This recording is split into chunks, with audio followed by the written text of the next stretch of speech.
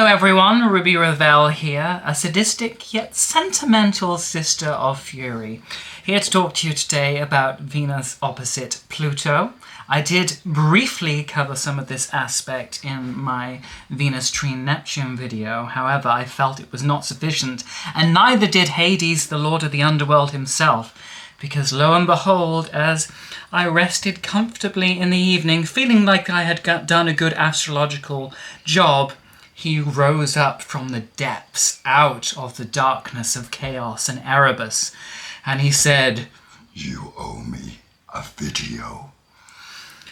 And, I mean, he was right. I did owe him a video, and even if he looked a bit ridiculous wearing that helmet and of invisibility that was cloaking all of the esoteric multidimensional body bondage gear that he was wearing, I thought, you know, Pluto is a big muse to me. He, she, they have made me all that I am and all that I have yet to be, and how could I refuse them a video when they requested one from me so eloquently and with such gentleness and not a touch of malice or ulterior motives at all.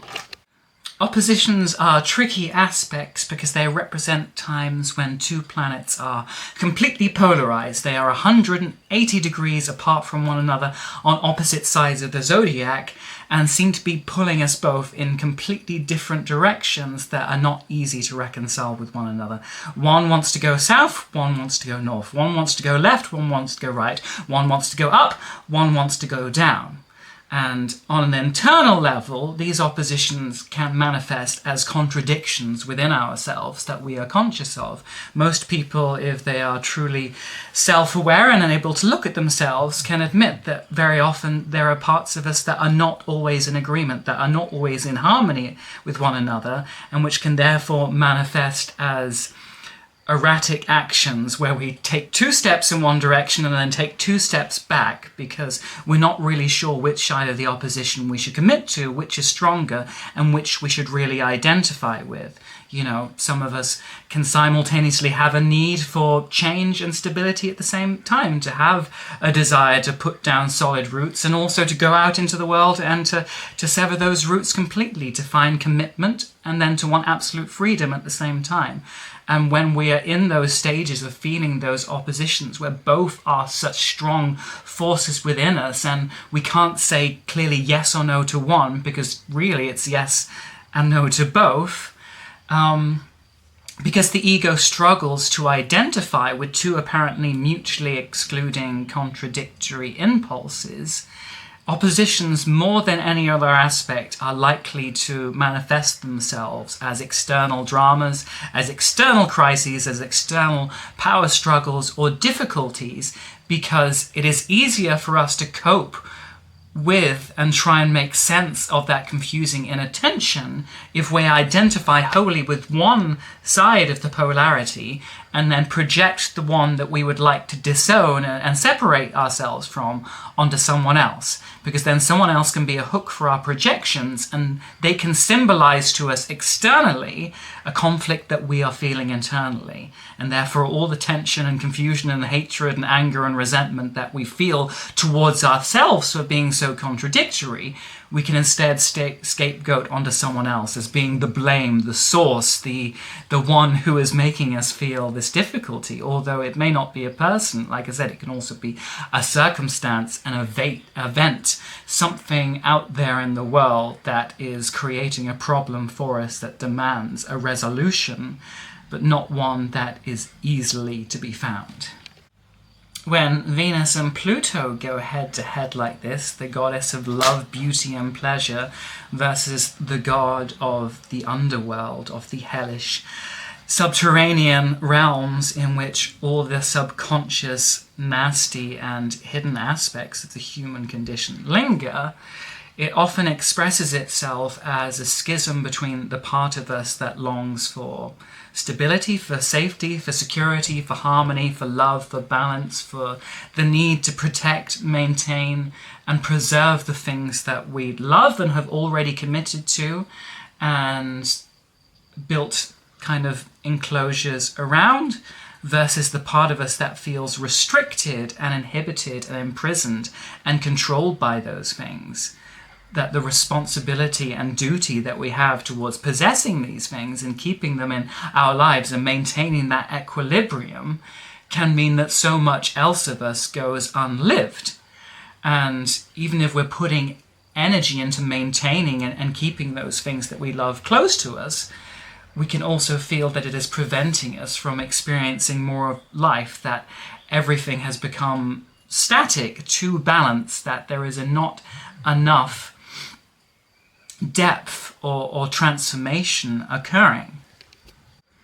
Now, this might sound surprising to some of you, but there is within all of us a thanatotic urge, an urge towards death, longing for pain, difficulty, hardship, and destruction to go through experiences that destroy us and remake us anew, that put us in the raw, gyrating, torturous crucible of life and remake us as something else.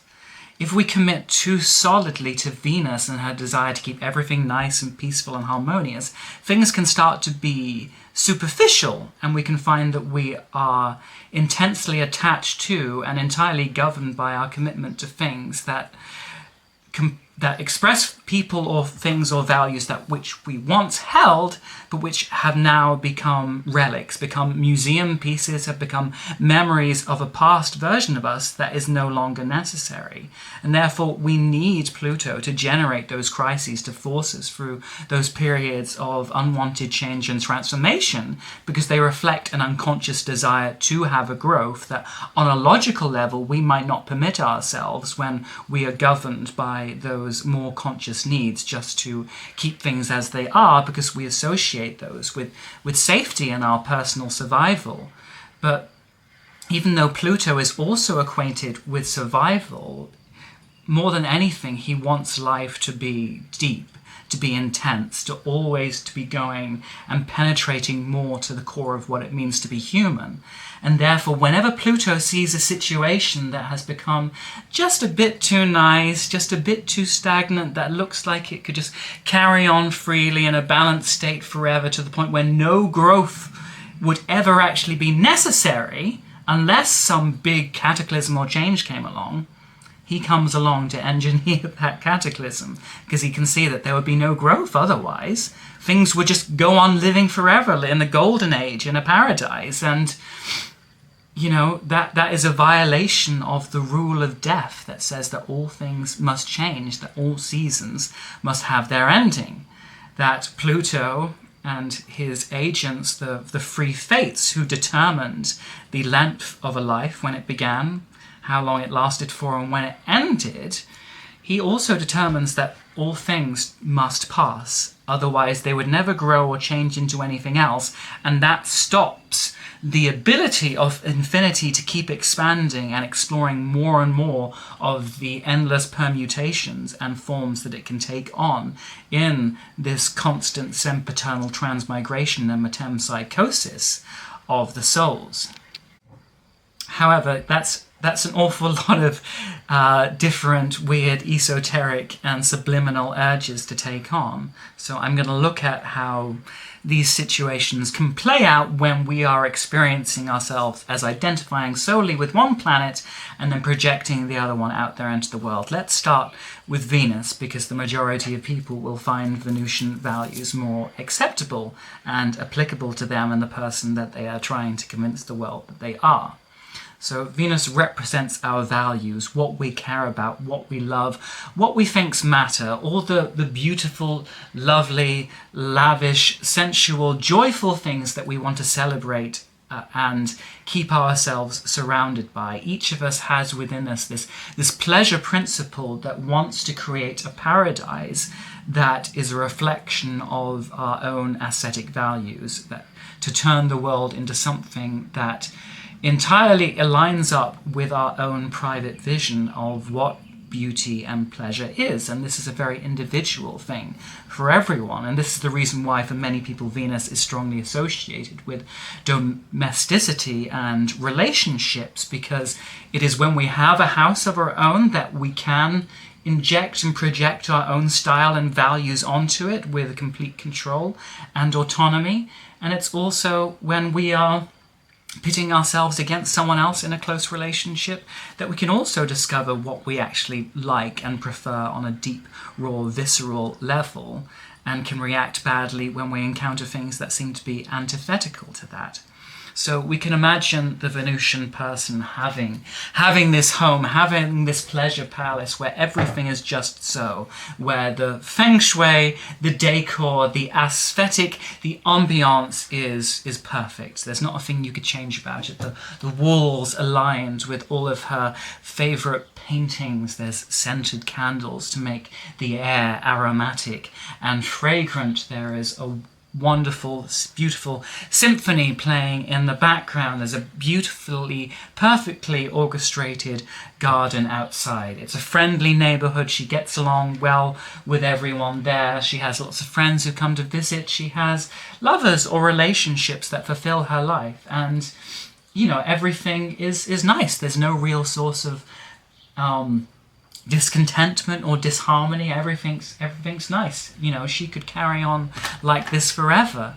And yet, on an unconscious level, there's a part of her that feels that this can't go on forever, that this ideal paradise that she has created cannot be maintained. And if she was being honest with herself, there's also a part of her that feels a bit bored, that feels a bit stagnant, that feels that everything is just a bit too safe and secure and routine, and actually maybe a bit of danger, a bit of spiciness, a bit of the unexpected would shake things up and make these things more meaningful. Because when something that we love is under threat or has a lifespan, we appreciate it much more. You sometimes see those testimonies of people when they've been diagnosed with some life-threatening illness, and they talk about how it made them appreciate the little things more, how they stopped to smell the flowers or to stroke an animal, or how colours just felt much more colourful. And it's true that if we don't take something for granted, if we see it as something that's perishable, that will only last for a moment, then we're going to cherish and pour our heart and longing and appreciation into those things. Whereas if we just assume that beauty, that perfect paradise is always going to last, well, it feels like a solid wall of reality. There's not much you have to do but maintain it. So why make a fuss of it? It can just fall into the background and be part of the furniture. And when things become part of the furniture, even if it's incredibly beautiful furniture, we can still find it boring because it's not introducing anything new into our life. It is too static. So Venus, in this situation, if she was being honest with herself, might admit that she is bored, that there is a part of her that, in spite of having apparently everything that she wants or needs or loves, is missing. There is a deeper part of herself that feels locked away. It's almost like she's been invited into Bluebeard's castle. And she loves Bluebeard, she thinks he's a great guy, but when he says, don't investigate all these secret rooms that I have, that I've given you the keys to, she starts thinking, well, maybe what I'm looking for is in those rooms. Maybe these keys will help me to reveal that strange nagging feeling that I get. And she gets more and more paranoid because she feels that even though everything's just ticking along as normal, something's got to give, something's got to change. This is just a bit too perfect, a bit too harmonious, a bit too quiet, and therefore lacking in the natural volatility that we associate with being alive and struggling to keep ourselves this way. And she becomes hyper-vigilant. She can't quite rest. She's always looking over her shoulder, expecting that one night she's going to see something that is going to be a sign of the rot or decay that's setting in, whether it's cockroaches coming up through the floorboards or wraiths and ghosts screaming and making uncomfortable groans in the night. Her senses are poised, waiting for whatever ominous event is due to occur. And one night when she's just relaxing on the chaise lounge, watching, maybe one of her favourite movies, suddenly she looks out the window and there she sees Pluto looking in, and he's just almost and totally enrobed in darkness, and all she can see is just his penetrating eyes peeping out from his shadowy form. And in those eyes there's a sudden inscrutability there, and yet also a feeling of there being so much hatred, of resentment, of being this force that is looking at her saying, I want to destroy you and everything that you love and everything you are, and I will not rest until I do that. And by the time she's blunt, he's already disappeared. But the seeds of there being something disharmonious, of there being something destructive, subterranean and subliminal that has crept into the safe, perfect, beautiful world that she's constructed, has planted its seeds. She knows that this is the beginning of something which is only going to grow more and get worse. But because she still is identifying solely with Venus, she refuses to believe that this could actually happen. So she gets CCTV cameras installed. She starts closing the windows more often. She makes sure that she double locks the doors. She, even if she has the money, buys some bodyguards who can run perimeters around her house. And yet that only seems to piss off Pluto more. And before she knows it, even though she's locked the house up and has got bodyguards stationed around it, she starts hearing footsteps in the night that belong to none of the denizens of her house. She hears someone breathing. She can feel his energy. She can feel his presence. She knows that every night he is getting closer, and that the bill that he is expecting to pay, that price tag of transformation, will soon have to be signed for, whether she is ready for it or not. A funny thing can happen at this stage in the drama, that all the brooding tension, that certainty that soon something is going to change, that is beyond her control, that is fated, that has been written law by the gods who spin the loom of our future in the world, is so strong that Venus starts acting erratically. She's so certain that there's going to be inevitable change, and the tension of it also almost makes her fed up of waiting. Rather than just sitting around waiting for that death knell to come, she thinks, well, maybe I should take matters into my own hand, because at least then I will have done something that is in my own control. So, maybe at some point she does receive that message, that manifestation of something that's been hidden from her, now expressing it herself and showing that some kind of change is inevitable. Maybe she finds out that, she's going to lose her job, or that there's a possibility that she could lose her house, or she finds out that a lover is having second thoughts, or maybe has been unfaithful to her. But sometimes before these things have even happened, her fear of those things occurring can cause her to make those things occur. She's so terrified of a lover being unfaithful that she breaks it off with the lover in advance, or is unfaithful herself as a way of kind of keeping things on her side, of feeling like she's had the upper hand. Before someone else has betrayed her, she might decide to leave the job or to leave the home, because the prospect of having someone else take it from her is so strong. And then all of that Pluto that she has been denying starts to express itself through those unconscious actions that can be very strong, but which she might not really be aware are operating through her when she is identifying solely with the opposite polarity.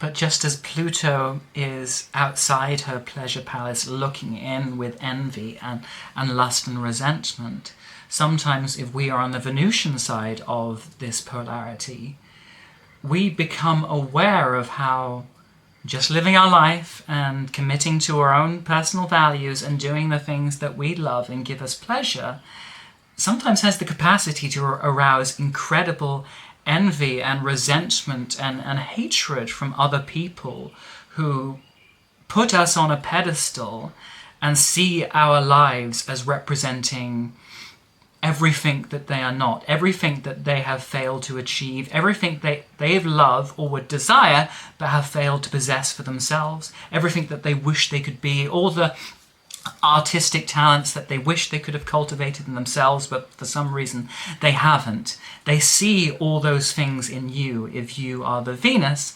and rather than loving you or respecting you or seeing you as someone that they could learn from, whose qualities that they could learn to possess by being receptive to them and being influenced by them, they can instead feel hatred and envy to you for being all these things that they have not been able to become themselves. And this is something that anyone who is famous or who becomes powerful or achieves any kind of success or celebrity will at some point achieve.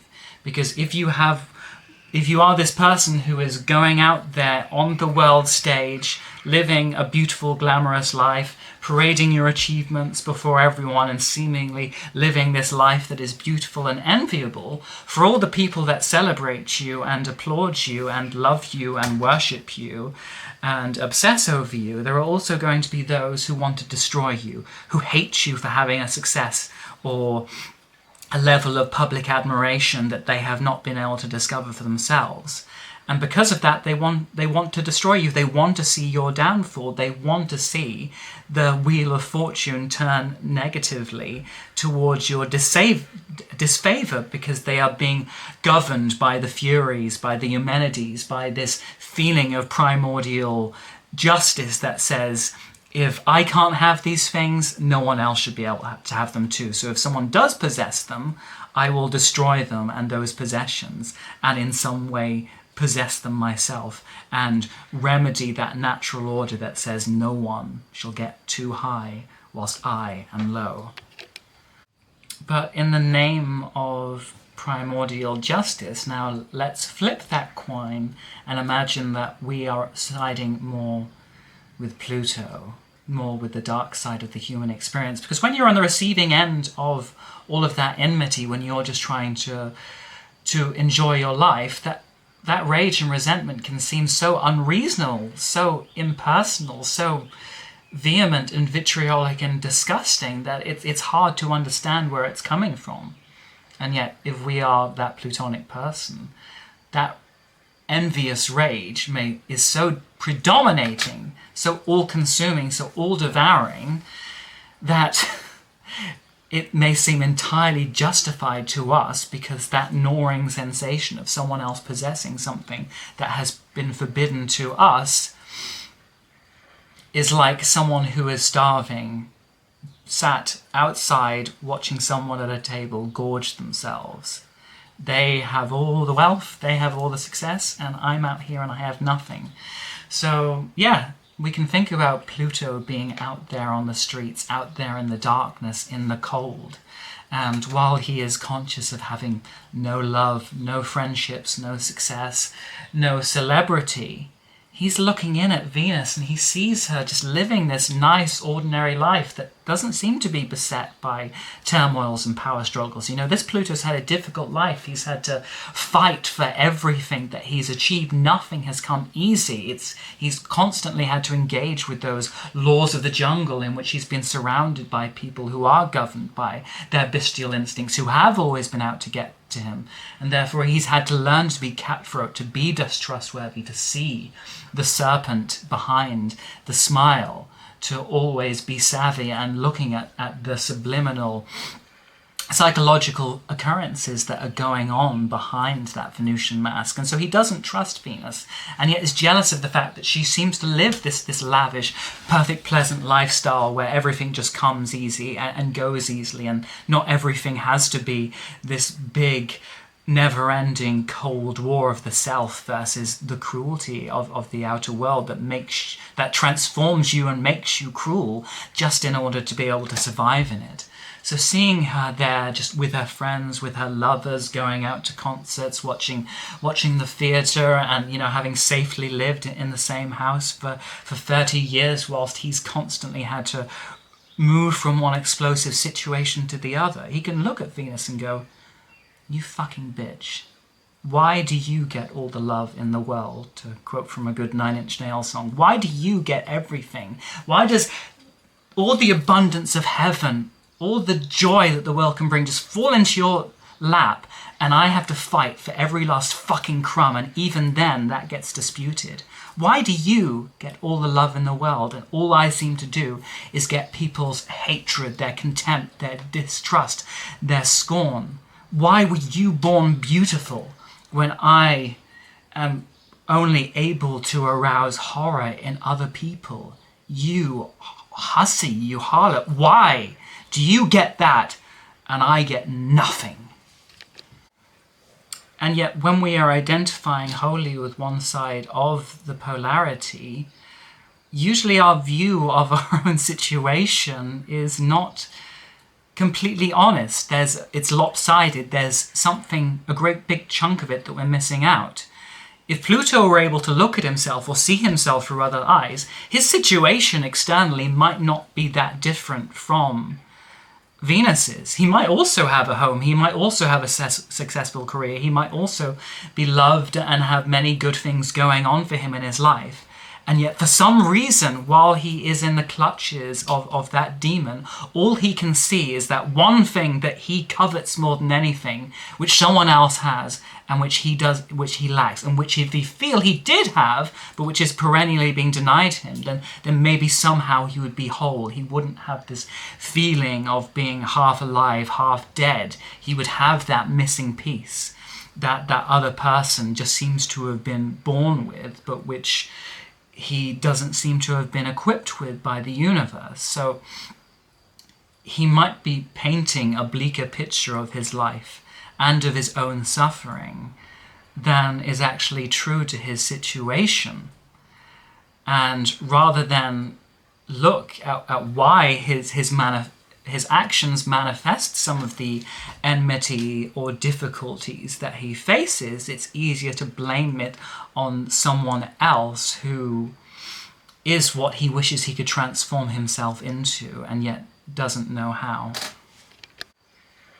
But there can also be the temptation to be jealous of these idealized outer images that we see in the Venus of another person that is not revealing their true experience, the fact that they do go through the same sufferings and difficulties as we do. Just because they do everything beautifully and with grace and poise doesn't mean that there isn't just as much difficulty going on the inside. You know, we might see someone being sociable and glib and the life of the party and getting along effortlessly with anyone. We're not aware of how much of a struggle, how much of an effort, or how self-conscious that may be, or the insecurities that are going on inside and rankling and gnawing at them while they are putting on this idealized Venusian mask. I can think of many times when other people have projected their Pluto onto me because they've been jealous of some of my talent, or the fact that I'm a good speaker or very intelligent, or have cultivated all these different abilities. And they are only seeing the fruits of my labor. They are not seeing the long, disheartening, hard work that has gone into crafting or cultivating these things. When we see someone else's Venusian flowers and fruits, we can just assume that, like a tree, they were just born that way, that is an effortless efflorescence and fruiting body of their being. We don't see it as something that they might have really had to struggle and make huge sacrifices to achieve. On a more archetypal level, we can see the polarity of Venus and Pluto representing the poles of love and hate, of intimacy and destruction. Because Pluto, like I said, is looking enviously over at Venus and saying, I wish that people would worship me like they worshipped her. I wish that people would love me like they loved her. I wish people would find me beautiful like they found her beautiful. And yet, the difficulty with these things is that if Pluto did receive any of this same veneration that Venus receives, he would really struggle to put himself in a vulnerable enough position to actually open up to it, because he comes from such a raw place of distrust that anyone who is seeming to offer him good things, is seeming to offer him any of the intimacy or warmth or niceness or social harmony that he craves, is doing so because they have a motive, because they have some ulterior grand plan, because they are seeking to develop control over him in some ways. And it's true that love can be used to control and extort people, because love is something that so many of us put on a pedestal, that so many of us feel is the highest manifestation of the human experience, that is this be-all and end-all that we're craving and looking for. If someone comes along and says, I'm willing to love you, we're willing to pay quite a high price to accept that love. And so if someone says, I love you, and the price of that love is them controlling you and transforming you and remolding you so that you become their possession, so that you become an appendage to them, so that you become a perfect expression of their own will and dreams and fantasies with no regard to your own, there's a great many of us who are willing to pay that price because they have said those sacred words. They have said that famous abracadabra, that famous magical phrase that can sometimes mean a golden ticket to acting like an absolute fucking arse. It's not always going to present itself in a very obvious, manipulative way. It might be the more subtle thing of saying, well, if you really loved me, you'd do this. If you really loved me, you'd do that. If you really found me beautiful, then you would give me this. If you really found me wonderful, you would buy that. You know, it can seem like there is not enough different ways that you can express yourself to convince that other person of your love. So Pluto is going to be very cagey and wary of anyone who is trying to get close to him, even if he wants that intimacy. The moment someone tries to be intimate with Pluto, his alarm bells start going. He says, no, this person couldn't love me. They couldn't be wanting to give me anything good. That can't be a gift. It has to be a Trojan horse. If they're trying to hug me, it's only so they can stab me. If they're trying to have sex with me, it's only because it's solely for their own pleasure, and they're just seeing me as a vessel that they can extort and control, and who they'll leave after. If they're being nice to me, it's a fake, phony niceness, because if they think that they have charmed me, then they know it will be easier to ask favors of me and to get me to do things. So Pluto finds it really hard to believe that anyone could love and love from a pure place. So even when what it is longing for is being given to it, instead of seeing fruits and flowers and boxes of chocolates, it sees weapons and poisons and disguises and sources of death and pain that haven't manifest themselves. Yes, that kiss and that wink may seem promising, but it may be concealing a dagger. It may be concealing a grand plan. How deeply can we really trust anyone who tries to get close to us? Doesn't everyone just fuck us over in the end in order to get what they want? This is how Pluto thinks. So if Venus is on the other side saying, well, Pluto, you don't have to be outside. You don't have to be out in the cold. You don't have to be my enemy. We don't have to be at war like this. Come in. You're jealous of all these other people who are coming into my house, who are spending time with me, who are enjoying my fruits, who are enjoying my feng shui. You can come in too. I'm going to open up the door. You can come on in, we'll sit on the couch, we'll have a hug, it will be really nice. And Pluto says, fuck you, like fuck am I doing that? I know your plan. This is all fake, it's all phony, it's not real. I know as soon as I step over that threshold, this is just a part of a game you're playing. I'm not stepping over that threshold. I'm staying right out here where I'm still in control. And yet the fact that Pluto is so obsessed with Venus and wants her and hates her and loves her all at once means that she controls him anyway. And that can be one of the terrifying things about siding with the Venus side of this polarity, is realizing the power sometimes we do wield over other people without being aware of it, that sometimes we think that we do just have a a nice friendship or a nice relationship with someone and that everything's easygoing and pleasant on the surface, and unconsciously that other person we're interacting with may have been hurt and obsessively analysing over all little tiny actions that we put no thought or real strong intention behind. It can be a shock to realise that what is just us being normal and going about our everyday business can have these apparent life and death ramifications for another person. You know, when someone's obsessively in love with you or obsessed with you in any way, every last detail of what you express or do hits them like an earthquake, like a tornado, like a violent paroxysm, because their whole sensorium is oriented towards you and their behavior as the desired object. You have become the ruler of their universe, even if you have not chosen to be, because love is very often the biggest violation of our own personal will and of our own self-control. You know, we can't always choose who we love, who we fall in love with. And if the universe makes us fall in love with someone who's not interested in us, or fall in love with someone who maybe part of us desires, but part of us also perceives as being a dangerous or a messy or chaotic choice with us, it can feel like the universe is playing this big chaotic joke, that it wants to embarrass us, to humiliate us, to put us in a dangerous situation, to say, yeah, we'll give you that golden apple, but to do it, you've got to climb over an awful lot of barbed wire, and once you actually raise it to your lips, you'll find it's filled with fucking razor blades. That's us. That's the cosmic joke.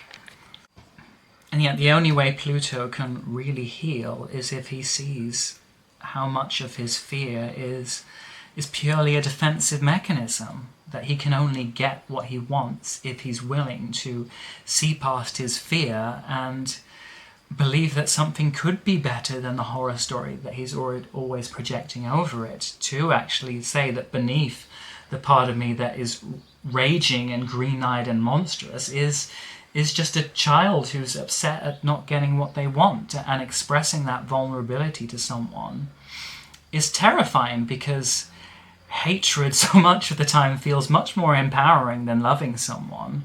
If we can say to someone, I hate you, I want to destroy you, it feels like we're doing something active. It feels like we have this phonic, malevolent power on our side that, you know, makes us feel like we are this dangerous explosive, we are this atomic bomb that could destroy the world. And that's a dangerous and volatile and scary feeling, but there's still a sense of being in contact with our power. Whereas if we say, I love someone, and I don't know if you'll ever love me back or feel the way for me that I feel for you, or want me in the way that I want you, then we have to recognize the power that someone else has over us, and a power that may ultimately be frustrating and disappointing to our own desires. And that's a terrifying situation to put ourselves in. But admitting it can ultimately help to relinquish us from the burden of constantly wrapping ourselves in barbed wire when we want to feel eider down and soft, cushiony, Venusian, pillowy warmth.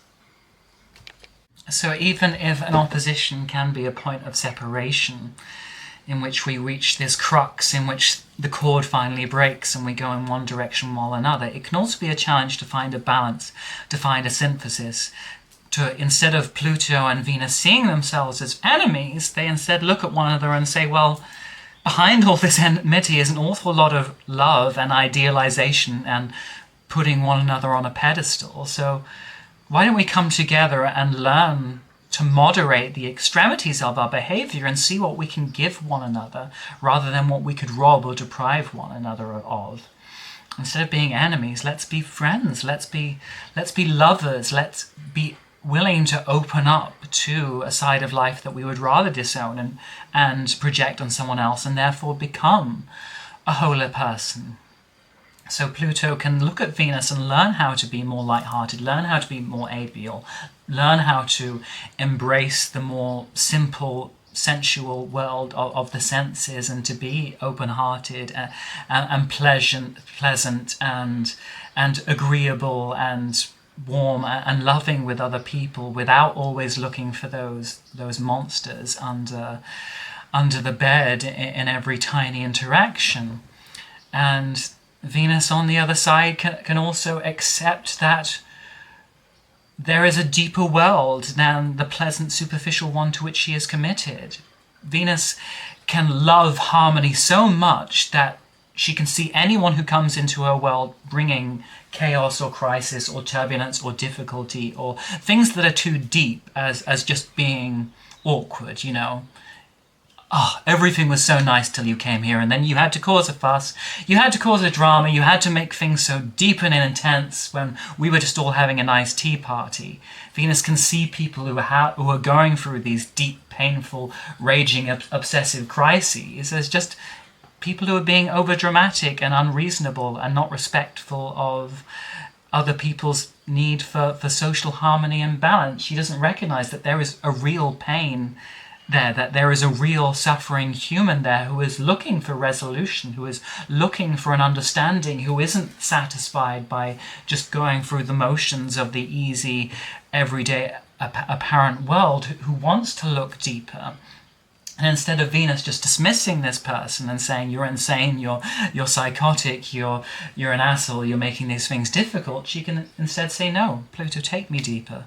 Show me what lies underneath. Take me into the cellar. Take me into the sewers. Take me into the underworld. Show me the side of life that I'm missing. Show me what's going on underneath. Show me how the pain and the obsession and the rage that you are expressing are actually articulating something I feel within myself, but I am scared to look at. Show me how my own monsters are just parts of me that are crying out to be loved, so that I can invite them to the tea party too. Anyway, that's enough for now. As ever, my vessel of verbiage could run on, but I will stop it there. I feel I've said enough without risking overspicing the Bearbrief. If Venus and Pluto are playing a transformative tug of war in your own life and you would like some spiritual or astrological counsel to help you through those shady, strange, neurotic times, feel free to email me at thestarsunraveled@outlook.com. You can follow me on Instagram at Astrology and Underwear. You can support me on Patreon at www.patreon.com/thestarsunraveled if you want to help me buy my own esoteric multidimensional bondage gear so I can become more plutonic. But also, please, speak to me in the comments. Tell me how you feel. Tell me what you're going through. Tell me about your own Venus, Pluto crises, transformations, or moments of fulfillment, because fulfillment can occur at oppositions. Not the fulfillment you're thinking of, and also exactly the fulfillment you're thinking of. It's nice to talk, isn't it? All right, over and out.